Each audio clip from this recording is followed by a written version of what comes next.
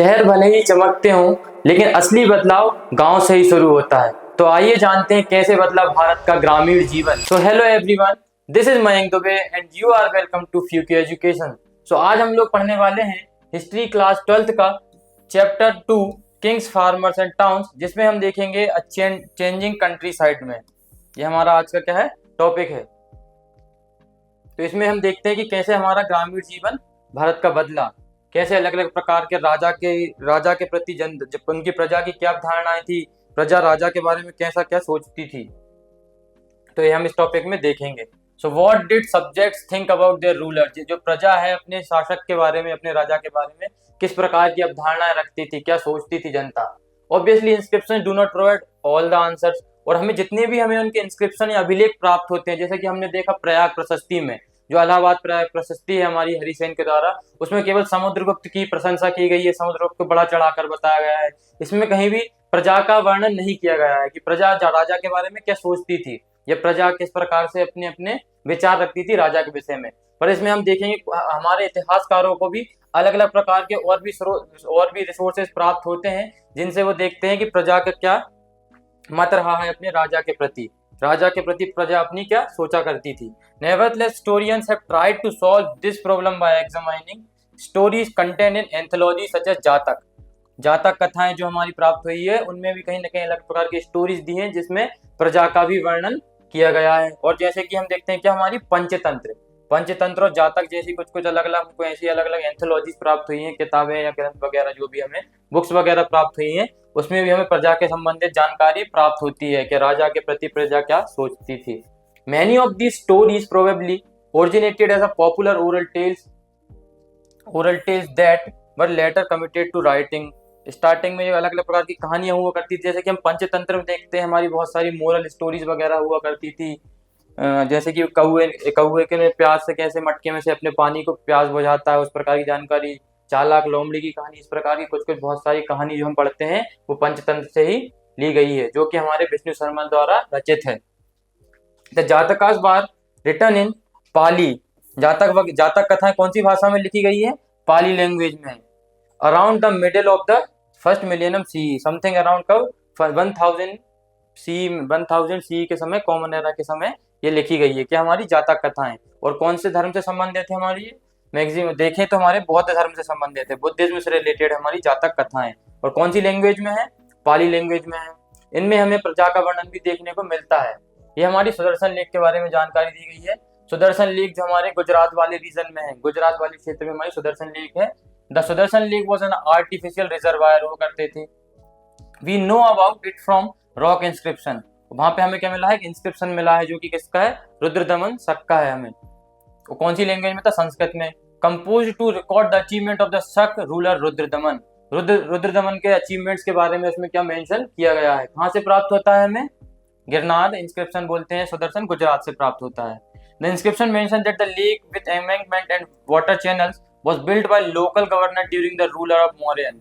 और मौर्य डायनेस्टी के समय बनाया गया था इसे, किसने, चंद्रगुप्त मौर्य के समय बनाया गया था। और चंद्रगुप्त मौर्य की वजह से कौन रिकंस्ट्रक्ट करवाते हैं, हमारे रुद्रदमन शक इसको रिकंस्ट्रक्ट करवाते हैं। वो terrible stone broke the embankment and water gushed out of the lake. एक लेक बनवाई थी और क्या हो जाती है, फिर उसमें कुछ ब्रेक हो जाती है, तो उसको फिर से रुद्रदमन शक क्या करवाते हैं, रिकंस्ट्रक्ट करवाते हैं। और जब रुद्रदमन शक के बाद हमारे आते हैं गुप्ता रूलर, जो कि हमारे कौन है, स्कंदगुप्त भी इसे फिर से रिकंस्ट्रक्ट करवाते हैं बहुत समय बाद, जब इसमें कुछ प्रॉब्लम्स आने लगती है। तो किस लेक के बारे में बात कर रहे हैं, सुदर्शन लेक के बारे में बात कर रहे हैं। और ये हमें कहाँ से प्राप्त होती है, गुजरात में सुदर्शन लेक प्राप्त होती है। और इंस्क्रिप्शन हमें कहाँ से मिला है, गिरनार इंस्क्रिप्शन गुजरात से, जो कि किसका है, रुद्रदमन शक का है। तो हमें ये जातक और पंचतंत्र, जातक कथाएं और पंचतंत्र में प्राप्त होती है अलग अलग प्रकार की इंफॉर्मेशन। और जातक कथाएं कौन सी भाषा में है, पाली लैंग्वेज। ये हमारी पंचतंत्र है, इसमें अलग अलग मोरल स्टोरीज हमें प्राप्त होती है। और ये हमारी जातक कथाएं हैं, जिसमें बुद्ध के पुनर्जन्म, बुद्ध के पिछले जन्म, मतलब बुद्ध के जन्म से पहले की कथाएं दी गई है। बहुत सारी अलग अलग प्रकार की चीजें देख, अलग अलग प्रकार की एक्टिविटीज हुआ करती थी, ये हमें अलग अलग प्रकार की जानकारियां से प्राप्त होती है जातक कथाएं की। और ये हमारी पंचतंत्र है। So one of the story, अब हम एक कहानी देखेंगे। एक जातक कथा जो है, जिसे बोलते हैं गंधतिंदु जातक। क्या है, गंधतिंदु जातक है, इसमें हमें कहानी मिलती है। Describe the plight of the subjects of a wicked king. एक क्रूर राजा हुआ करता था और उस राजा के विषय में उनकी जनता क्या सोचा करती थी, इसके विषय में हमें इससे जानकारी मिलती है गंध तिंदु जातक से। दीज इंक्लूडेड एल्डरली वुमेन, इसमें और कौन कौन सी प्रजा में कौन कौन, एक एल्डरली वुमेन है, महिला है, एक आदमी है, कुछ कल्टीवेटर किसान वगैरह, हर्डर्स वगैरह, विलेज के कुछ लड़के हैं, और कुछ जानवर वगैरह भी। तो अलग अलग प्रकार के लोग, जनता जनता या प्रजा क्या सोचा करती थी अपने राजा के विषय में, इसमें इसका वर्णन किया गया है। व्हेन द किंग, एक बार क्या होता है जब राजा अपना भेष बदल कर, डिस्गाइज में, to find out what his subjects, उसकी प्रजा उसके विषय में क्या सोचती है, ये भेष बदल कर जानने के लिए वहां पर पहुंचता है। Each one of them cursed him for their miseries, और सभी लोग बहुत दुख में थे, परेशानियों में थे, और सब उसे केवल कोस रहे थे, उसे बहुत मतलब बुरी बुरी बातें बोल रहे थे कि राजा बहुत बुरा है, राजा हमारे लिए कुछ नहीं करता। Complaining that they were attacked by the robbers at the night, रात में आते हैं लुटेरे, उन्हें लूट जाते हैं, और दिन में जो टैक्स कलेक्टर्स होते हैं वो उन्हें लूट लेते हैं। तो इस प्रकार से वहां की प्रजा परेशान हुआ करती थी, अपने राजा को, राजा के किस प्रकार से क्रूर हुआ करता था उसके विषय में बताती है राजा को, जो क्या भेष बदल कर आया था कि दिन में क्या करते हैं, हमारे दिन में हमको टैक्स कलेक्टर आके लूटते हैं, और रात में जो रॉबर्स और लुटेरे वगैरह होते हैं, डाकू वगैरह होते हैं, ये हमें लूट लिया करते हैं। To escape from this situation, अब इस समस्या से बचने के लिए लोग क्या करते हैं, गांव को छोड़कर जंगलों में जाकर रहने लगते हैं। इस प्रकार की मतलब प्रजा की मतलब ऐसी परेशानी से जूझ रहे थे, ये इस प्रकार का वर्णन हमें कहाँ मिलता है, गंध तिंदु जातक में। ये प्रजा अपने राजा के विषय में ऐसा सोचा करती थी। As this story indicate the relationship between king, इस कहानी से हमें क्या दिखता है कि किस प्रकार के राजा और उसकी प्रजा के बीच में संबंध हुआ करते थे, क्योंकि इसके पहले हमने जितने भी हमने इंस्क्रिप्शन प्राप्त होते उसमें केवल राजा की बड़ा चढ़ाकर बड़ाई करना वगैरह इस प्रकार से विवरण किया गया है। Specially the rural population could often be strained, kings frequently tried to fill their, और राजा अपने कोष को भरने के लिए हाई टैक्स लोगों पर इम्पोज करता, बहुत ज्यादा कर लेता था, और peasants particularly found such demands oppressive, और जनता को लगता था कि ये तो हमारे साथ क्या है, अन्याय है। दिन में क्या करते हैं, टैक्स कलेक्टर्स हमें लूट लेते हैं, और रात में लुटेरे हमको आकर लूट लेते हैं। तो वो बहुत परेशानी में आकर क्या करते हैं, लोग एक जगह से अपने गांव को छोड़कर कहाँ जाकर रहने लगते हैं, जंगल में रहने लगते हैं। और ये हमें कहाँ से जानकारी प्राप्त होती है, जातक कथाओं से ऐसी जानकारी प्राप्त होती है। Meanwhile other strategies aimed at increasing production, अब अलग अलग प्रकार की नीतियां अपनाने लगे, किसके लिए, प्रोडक्शन बढ़ाने के लिए। अब लोगों को टैक्स भरना है, लोगों के पास पैसे भी नहीं बच रहे हैं, कहीं ना कहीं उन्हें प्रोडक्शन भी अपना बढ़ाना पड़ेगा। तो प्रोडक्शन बढ़ाने के लिए भी अलग अलग प्रकार की तकनीकों का उन्होंने इस्तेमाल किया, ताकि वो टैक्स की डिमांड को फुलफिल कर सके। टैक्स अगर राजा हाई मांग रहा है तो उसको हाई टैक्स कैसे पे कर सके, इसलिए उन्होंने प्रोडक्शन बढ़ाने की क्या अलग अलग स्ट्रेटेजीज को भी अपनाया। सो स्ट्रेटेजीज फॉर इंक्रीजिंग प्रोडक्शन, कौन कौन सी नीतियां अपनाई उन्हें प्रोडक्शन वगैरह बढ़ाने के लिए, अपना उत्पादन बढ़ाने के लिए। One such strategy was the shift to plough agriculture, अब एग्रीकल्चर के जो प्लाव हल वगैरह उपयोग होते थे उसमें भी कुछ परिवर्तन किए गए, which spreaded in fertile alluvial river valley such as those of Ganga and the Kaveri from the 6th century BC. अब 6th सेंचुरी बीसी में कहते हैं हमारे साउथ में हमारे जो कावेरी रिवर है और नॉर्थ में गंगा रीजन है, जितनी भी रिवर वाले रीजन हुआ करते थे, सिल्ट क्ले सैंड लाते थे और जमीन को फर्टाइल बनाते हैं, उपजाऊ बनाते हैं। तो ऐसे रीजन में उन्होंने क्या किया, एग्रीकल्चर प्लाव या हल चलाने का, या यहीं पे ऐसे ही फर्टाइल रीजन में खेती करने का निर्णय लेते हैं। सो द आयरन टिप्ड प्लाउशेयर, और अब क्या होने लगा, पहले जैसे लकड़ी का जो प्लाव वगैरह हल वगैरह उपयोग करते थे, अब आयरन का, किसका, आयरन के प्लाव वगैरह का उपयोग करने लगे हैं, क्योंकि इस समय तक आते आते हम देखते हैं कि आयरन को भी हमको प्राप्त होने लगता है। वो used to turn the alluvial soil in areas which had high rainfall, और ऐसे क्षेत्र जहाँ पे हाई रेनफॉल हुआ करता था वहां के क्षेत्र में किसके लिए उपयोग करते थे, आयरन के प्लाउशेयर, ताकि आयरन का प्लाउशेयर और गहरे स्थान तक जा सके और प्रॉपर तरीके से क्या हो सके, यहाँ पे खेती हो सके। Moreover, in some part of the Ganga Valley, production of the paddy was dramatically increased by the introduction of transplantation, और एक और तकनीक लेकर आए। एक तो उन्होंने क्या डिसाइड किया कि एग्रीकल्चर को क्या फर्टाइल रीजन पे हम पे प्लाव करेंगे, ऐसे ऐसे क्षेत्र में हम किसानी खेती करेंगे जहां पर क्या है फर्टाइल रीजन है। आयरन का प्लाव शेयर वगैरह उपयोग करने लगे, लोहे का हल चलाने लगे, लोहे के हल के पहले लकड़ी के यूज होते थे, अब लोहे का उपयोग करने लगे हैं। और पैडी वगैरह धान वगैरह को उगाने के लिए क्या करने लगे, इन्होंने ट्रांसप्लांटेशन की एक नई मेथड अपनाई। Although this mean back breaking work of the producer, जो ट्रांसप्लांटेशन क्या होता है, transplantation is used for paddy cultivation, धान लगाने के लिए इन एरियाज वेयर, यहाँ पे बहुत कम पानी है उस क्षेत्र में क्या करते थे पहले अपने, here seeds were first broadcasted, सबसे पहले अपने बीज को लगाते थे। When the saplings have grown they are transplanted in waterlog fields, और ऐसे क्षेत्र में पहले क्या करते थे, सीड वगैरह लगाते थे और उनके जब छोटे छोटे पौधे या सैपलिंग्स आ जाते थे तो उन सैपलिंग्स को ले जाकर ऐसे क्षेत्र में लगा दिया करते थे यहाँ पे पानी की प्रॉपर उपलब्धता हो। इस प्रकार से क्या करते थे, अपनी ट्रांसप्लांटेशन की मेथड करते थे। तो ट्रांसप्लांटेशन की मेथड अपना इन्होंने आयरन के प्लाव वगैरह का उपयोग करने लगे, फर्टाइल रीजन में एग्रीकल्चर करने लगे, जैसे गंगा वैली वाले रीजन में और कावेरी वाले रीजन में। While the iron ploughshare led to a growth in agriculture productivity, और जब आयरन का प्लाउ शेयर या लोहे का हल वगैरह का उपयोग करने लगे, इससे क्या होने लगा, ग्रोथ हो गई एग्रीकल्चर प्रोडक्टिविटी में, और ज्यादा ग्रोथ आ रही है, वहां पे प्रोडक्शन हाई हो रहा है। Its use was too restricted to certain parts of the subcontinent, पर ऐसा तो है नहीं कि हम हर क्षेत्र में हल का प्रयोग कर सकते हैं, कुछ कुछ क्षेत्र में इसका उपयोग करना पॉसिबल नहीं था। Cultivators in areas which were semi arid areas, यहाँ पे कम पानी उपलब्ध है, such as parts of Punjab and Rajasthan, did not adopt it till the 20th century, बहुत समय आने तक यहाँ पे भी नहीं उपयोग किया गया। एंड दोज लिविंग इन हिली ट्रैक्ट, और जो बहुत बड़े बड़े पहाड़ों वाले क्षेत्र में रह रहे हैं वहां पर भी ऐसे इस प्रकार की मेथड अडॉप्ट करना पॉसिबल नहीं था।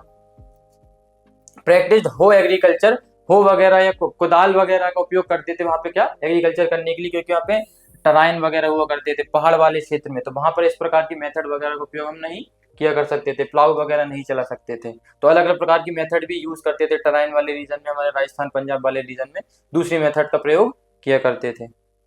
सो another strategy adopted to increase agriculture production, और कौन कौन सी स्ट्रेटेजी अपनाते हैं हम ये देखेंगे। Was the use of irrigation, irrigation सिंचाई वगैरह करना, किससे, कुएं से करना, टैंक तालाबों से करना, एंड लेस कॉमनली कैनाल वगैरह, अलग प्रकार के कैनाल नहर का उपयोग करना, टैंक वगैरह से, कुएं वगैरह से भी अलग अलग प्रकार की उन्होंने स्ट्रेटजीज अपनाई, कौन सी, एग्रीकल्चर प्रोडक्टिविटी इंक्रीज करने के लिए। Communities as well as individuals organize the construction of irrigation work, और भी अलग प्रकार के इरिगेशन संबंधित कार्य करने लगे, जैसे आज भी हम लोग देखते हैं स्प्रिंकलर चलाते हैं, खेतों में पाइप वगैरह का उपयोग करते हैं, इसी प्रकार की अलग अलग मेथड्स को इन्होंने अपने एग्रीकल्चर प्रोडक्टिविटी बढ़ाने के लिए अडॉप्ट किया। The latter usually powerful man including kings often recorded such activities inscription, और जो के राजा जो हुआ करते थे इन्हीं सभी एक्टिविटीज को अपने अपने इंस्क्रिप्शन में, अपने अभिलेखों में इन सभी मेथड्स का, इन सभी क्रियाओं का वर्णन किया करते थे, जिनसे हमें इनकी जानकारी प्राप्त होती है। अब देखते हैं कि सोसाइटी में किस प्रकार से डिफरेंस होता था, differences in the rural societies, किस प्रकार की असमानताएं होती थी, कोई गरीब है या कोई अमीर है, किस प्रकार का वहां पर भेद हुआ करता था।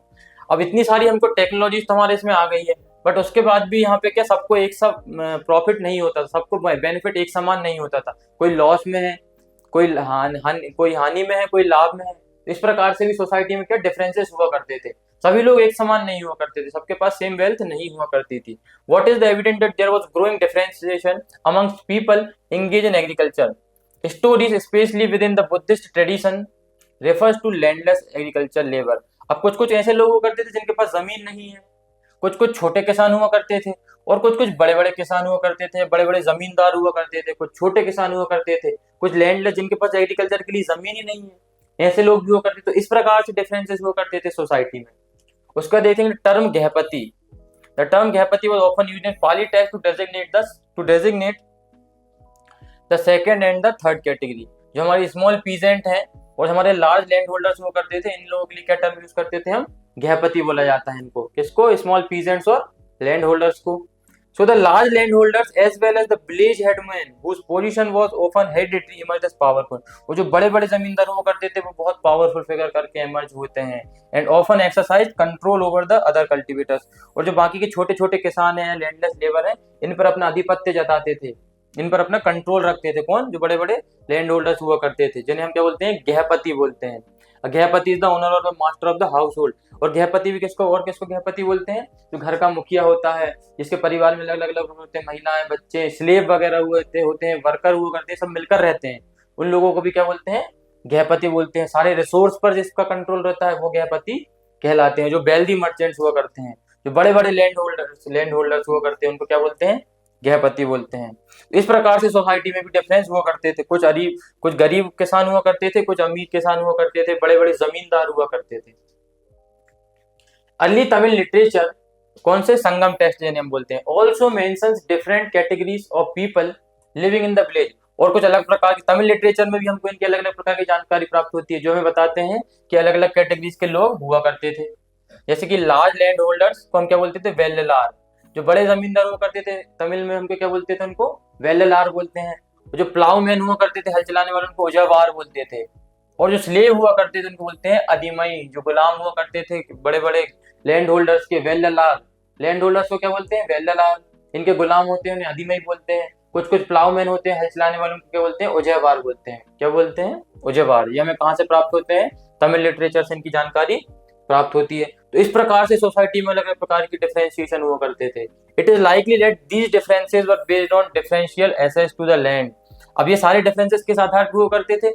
जमीन के आधार पे। किसी के पास जमीन है, किसी के पास कम जमीन है, कुछ लोग लेबर का काम करते थे, कुछ कुछ नई नई तकनीकों का, किसी के पास मान लो ट्रैक्टर है, हार्वेस्टर है, तो वो बिल्कुल पावरफुल होगा जिसके पास जमीन ज्यादा है। जिसके किसी किसी किसान के पास एग्रीकल्चर के लिए जमीन भी नहीं है, किसी किसी किसान के पास छोटी जमीन है, कम जमीन है। तो इस प्रकार के सोसाइटी में डिफरेंसेस हुआ करते थे। तो इसी के आधार पर हमने इसमें क्या देखा? Differences. In such a situation questioning of the control over land must have become the crucial as often discussed in a legal test। और अलग अलग प्रकार के हमें टेस्ट और धर्मशास्त्र से हमें अलग अलग प्रकार की जानकारी हमें ऐसे प्राप्त होती है कि किस प्रकार से सोसाइटी में किसी एक व्यक्ति का कंट्रोल हुआ करता था हमारी जमीन पर, कैसे अलग अलग सोसाइटी में डिफरेंसेस हुआ करते थे। उसके बाद हम देखेंगे अब land grants and new rural elites. किस प्रकार के लैंड ग्रांट्स? क्या मतलब? जमीन दे देना, लैंड ग्रांट, भूमि दान जैसे बोलते हैं, भूमि दान।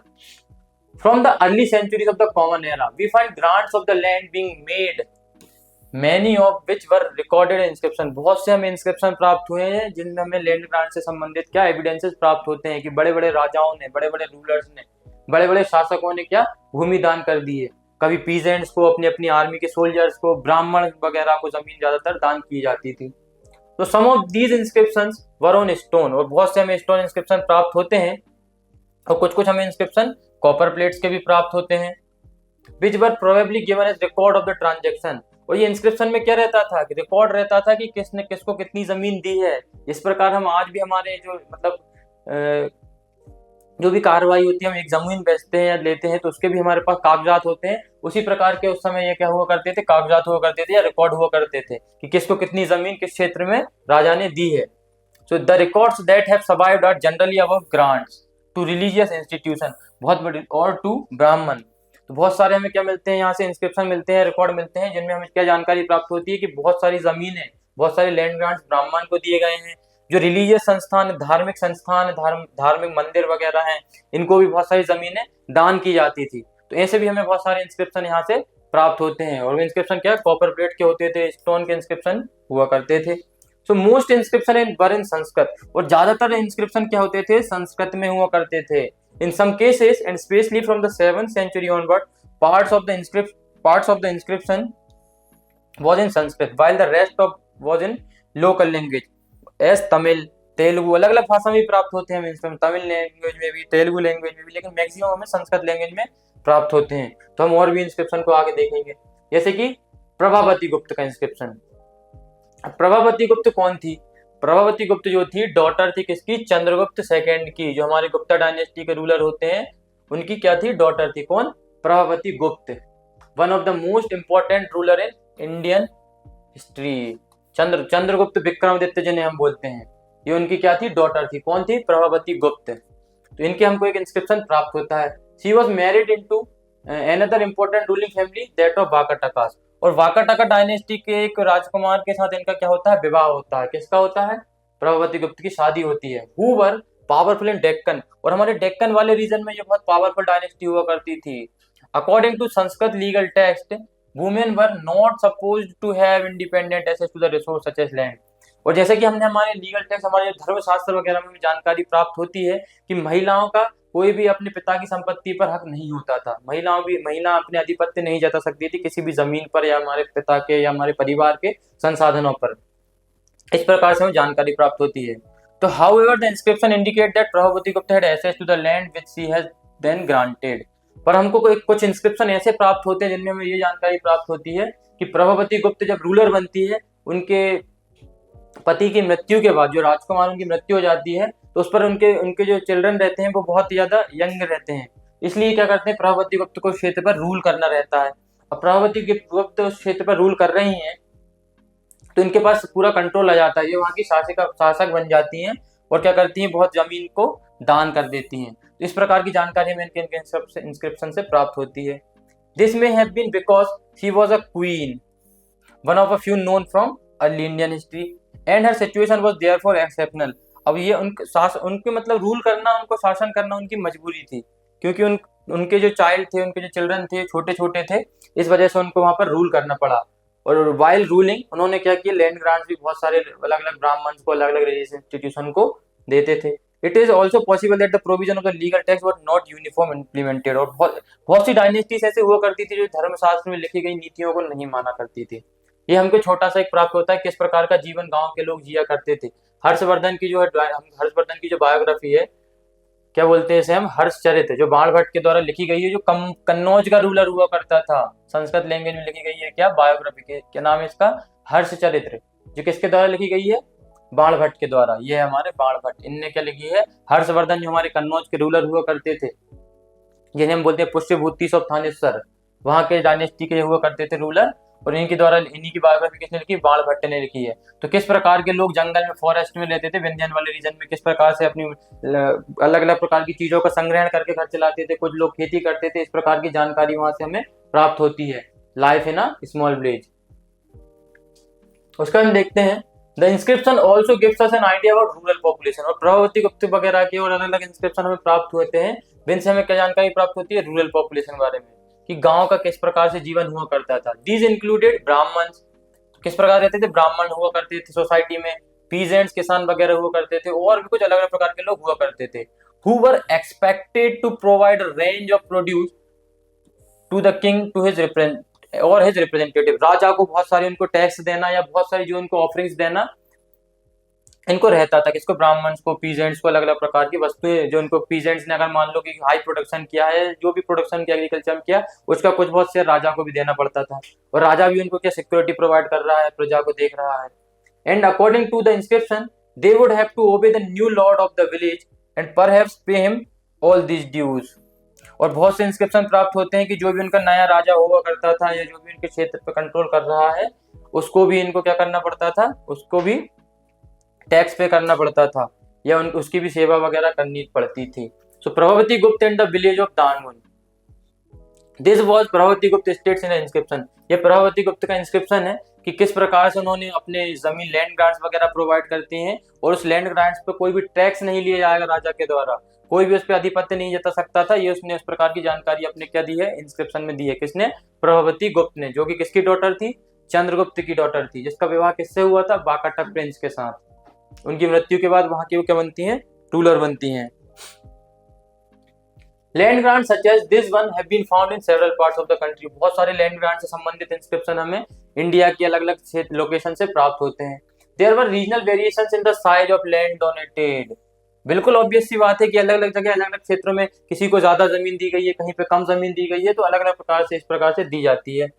रेंजिंग फ्रॉम स्मॉल प्लॉट्स, किसी को छोटे प्लॉट्स दिए गए हैं, to vast stretches of the uncultivated land and the right given to the donees these recipients of the grant.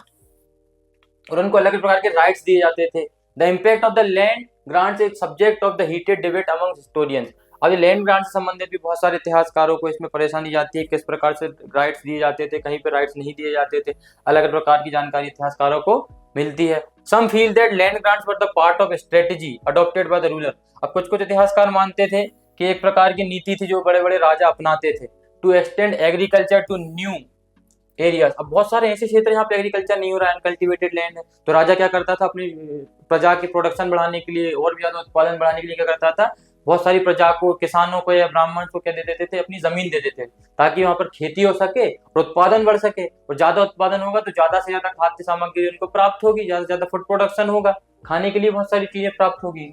So the other suggest that land grants, और कुछ का अलग इतिहासकारों ने क्या बोला, land grants were indicative of the weakening political power as kings were losing control over their samants, they tried to win allies by making land grants। और कुछ हिस्टोरियंस ने क्या बात करी कि राजा का कंट्रोल अपनी, जब सामंत लोग पावरफुल इमर्ज होने लगते हैं तो सामंत राजा के कंट्रोल में नहीं रहते हैं। अब राजा धीरे धीरे वीक होने लगता है, तो राजा को अगर स्ट्रांग बनना है तो वो लैंड ग्रांट्स दे दिया करता था अपने सबॉर्डिनेट्स को, पीजेंट्स को या ब्राह्मण्स को, ताकि उसके सपोर्टर्स बढ़ सकें, ताकि लोग उसके साथ ज्यादा से ज्यादा उसके साथ आ सकें। They also feel that kings tried to project themselves as supermen, as we saw in the previous section, because they were losing control they wanted to present at least a facade of the power. इसलिए राजा क्या करता था, अपने land grants वगैरह या ऐसे grants वगैरह दिया करता था ताकि ज्यादातर लोगों पे अपना कंट्रोल बना सके, ज्यादातर लोगों का उसके सपोर्ट मिल सके। Land grants provide some insight into the relationship between cultivator and the state. किस प्रकार से लैंड ग्रांट्स में प्राप्त होता है, किस प्रकार से राजा और प्रजा के बीच का संबंध हुआ करता था, राज्य का और प्रजा का। However there were people who were often beyond the reach of the officials और समंतास। अब बहुत सारे लोग ऐसे रहते थे जो ऑफिशियल और समंतास से भी बाहर हुआ करते थे, जिनके विषय में हमें जानकारी नहीं मिलती है। जैसे पास्टोरलिस्ट हुआ करते थे जो यहाँ से वहां घूमते थे अपनी भेड़ बकरियों को लेकर, फिशर फॉक्स हुआ करते थे, हंटर गैदरर्स हुआ करते थे जो जंगल में अलग अलग प्रकार की वस्तुएं इकट्ठी कर रहे हैं, मोबाइल और सेमी सेडेंटरी आर्टिसंस कुछ कुछ कलाकार हुआ करते थे जो एक जगह से दूसरी जगह जाते हैं, और कुछ कुछ शिफ्टिंग कल्टीवेटर्स हुआ करते थे, जैसे कि आदिवासी लोग एक जगह से दूसरी जगह जा रहे हैं, अपने अपने अलग अलग प्रकार की खेती कर रहे हैं, जंगलों को काट कर उनको जला दिया जाता था, फिर वहां पे शिफ्टिंग कल्टीवेशन किया जाता है।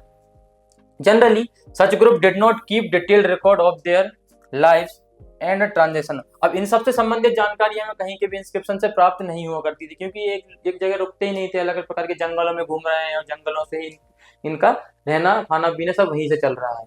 अग्रहार क्या होता था? अग्रहार या जिसे हम ब्रह्मदेया भी बोलते हैं, अग्रहार वो the land granted to the Brahmana, इसको हम ब्रह्मदेया भी बोलते हैं। क्या बोलते हैं? ब्रह्मदेया। अग्रहार या ब्रह्मदेया, अग्रहार या हम इसे ब्रह्मदेया बोलते हैं। ऐसी ऐसी जमीन होती थी, उस जमीन को बोलते थे, उस लैंड ग्रांट को बोलते थे, who was usually exempted from paying land revenue and other dues to the king and was often given the right to collect this dues from the local people. और देख, ये जमीन इस प्रकार से होती है, इस पर टैक्स नहीं लगाया जाता था, राजा इस पर टैक्स नहीं लगा सकता था, जिसे हम बोलते हैं ब्रह्मदेया या agrahara, exempted from the tax, और उसको कोई भी उस प्रकार का टैक्स वगैरह राजा को नहीं देना पड़ता था उस जमीन पर, जिसे हम बोलते हैं ब्रह्मदेया या agrahara. With this we have completed our topic. So राजा, किसान और जमींदार के रिश्तों ने मिलकर गढ़ा भारत का एक अलग नक्शा। With this we have completed our topic. So thank you very much and don't forget to like, share and subscribe. Thank you.